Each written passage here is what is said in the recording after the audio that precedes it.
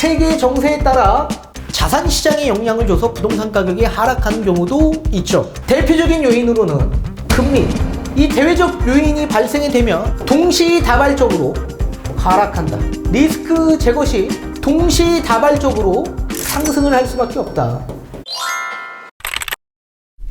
자, 이 부동산이 하락하는 데 있어서 크게 보면 두 가지 요인으로 인해서 하락하는 경우가 생기게 됩니다. 자, 첫 번째는 대내적 요인 때문에 집값이 하락하는 경우가 있을 겁니다.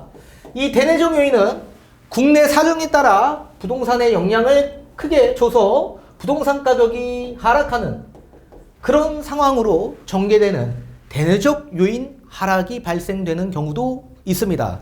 자, 대표적인 요인으로는 입주 물량이 있을 수 있죠. 입주 물량이 많으면 많을수록 당연히 공급에 대한 물량이 증가되기 때문에 하락을 할 수밖에 없을 거고, 또 미분양이 적체되면 적체될수록 하락폭은 더 가속화될 수밖에 없을 겁니다. 또한 청약 경쟁률, 엄청나게 높았던 이 청약 경쟁률이 낮아지게 된다면 수요가 감소되는 거기 때문에 당연히 부동산 가격 하락의 요인으로 볼 수 있을 겁니다. 자, 이렇게 등등 여러 가지 요인들이 있지만 대표적인 요인으로 이렇게 세 가지 요인을 뽑아봤습니다. 자, 이 대내적 요인으로 집값이 하락하는 데 있어서 가장 큰 특징은 뭐냐면 모든 전국 각지에 있는 지역들이 함께 하락하는 게 아니라 지역별마다 하락세가 다 다르다. 그리고 이 지역별, 지역 안에서도 수요가 이동할 수 있는 지역, 연계되어 있는 지역들 있죠. 이런 지역들은 함께 하락하게 된다. 자, 예를 들면 서울 집값이 하락합니다. 근데 인천과 경기도 지역 일대에 입주 물량이 없다라고 하더라도 서울 지역 일대가 하락한다라고 한다면 수요가 이동할 수 있는 인천과 경기도 지역 일대에서는 다 같이 함께 하락할 수밖에 없는 구조가 나오고요. 또 부산 지역 일대도 마찬가지, 부산 가격이 하락하게 되면 또 대중교통으로 이동이 가능한 양산과 김해 지역 일대도 함께 하락할 수밖에 없겠죠. 그래서 이렇게 연계성을 보이고 있다. 또 수요는 항상 이동을 합니다.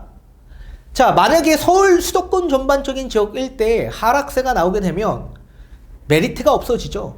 그러면 투자자 입장에서는 입주 물량이 적은, 그리고 상승을 할 수 있는 지역 일대로 다시 이동을 할 수밖에 없습니다. 수요가 이동을 하면 돈도 함께 따라오기 때문에 집값이 상승하게 되는 거죠. 따라서 대내적 요인으로 인해서는 디커플링이 난다. 그래서 지역마다 다르게 움직인다라는 얘기입니다. 자, 그런데 대내적 요인이 아닌 대외적 요인으로 인해서 집값이 하락하는 경우도 생깁니다. 이 대외적 요인은 국내가 아니라 세계 정세에 따라 자산 시장에 영향을 줘서 부동산 가격이 하락하는 경우도 있죠. 대표적인 요인으로는 금리, 그리고 금융, 또 전쟁, 무역 등등이 있죠. 이런 요인으로 인해서 자산 시장에 영향을 줄 수 있다라는 얘기입니다. 자, 전쟁이 만약에 발발하게 된다고 한다면 세계 각국의 교역이 중단될 수밖에 없을 겁니다.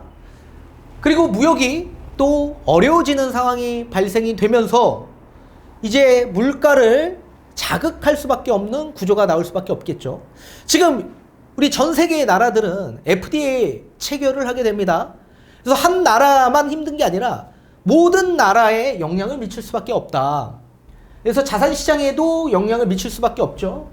무역이 막히게 된다라고 한다면 수출이 안 되고 수입이 잘 되지 않다 보니 기업들의 위기, 그게 한 나라의 위기로 발생될 수밖에 없을 겁니다. 그러니까 자산 시장에도 영향을 미칠 수밖에 없겠죠.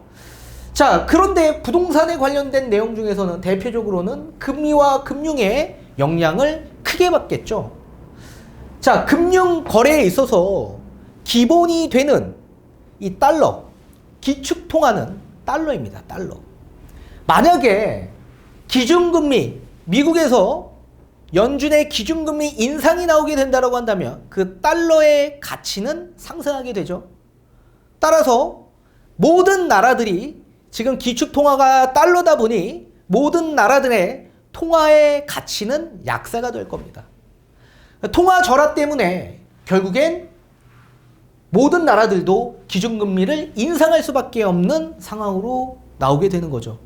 그 영향이 결국엔 부동산 시장까지 크게 미쳐서 하락으로 나올 수 있다라는 얘기입니다. 자, 이 대외적 요인이 발생이 되면 가장 큰 특징은 동시다발적으로 하락한다.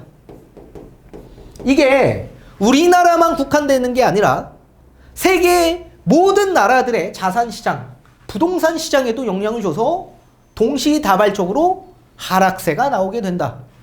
그래서 세계적 동시적 하락이 나올 수도 있고 국내에서는 전국적으로 하락세가 나오게 되는 거죠. 어느 한 특정 지역 일대만 하락하는 게 아니라 전국 모든 전 지역들이 동시다발적으로 하락이 나오게 된다. 지금이 이런 상황이다.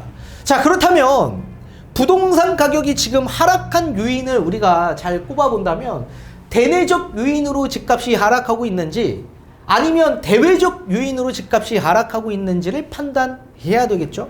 지금의 부동산 가격 하락세는 대외적 요인인 금리에 따라서 하락이 되고 있는 상황이기 때문에 동시다발적으로 하락이 나오게 된 겁니다.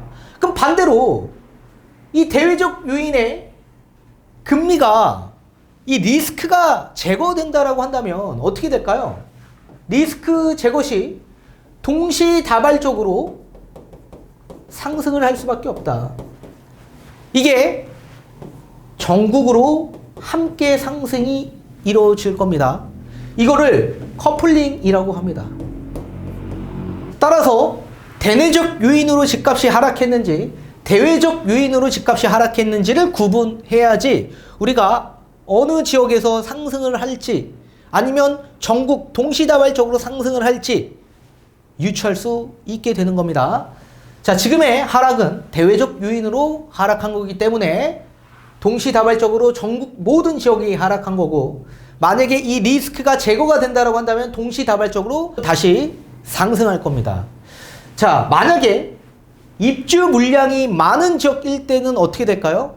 동시다발적으로 반등한 이후에 다시 지역별마다 하락세가 나오게 될 겁니다.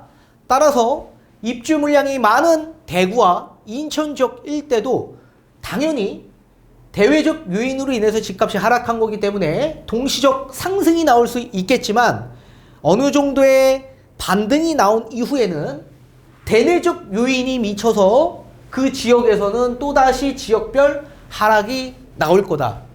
이해하셔야 됩니다.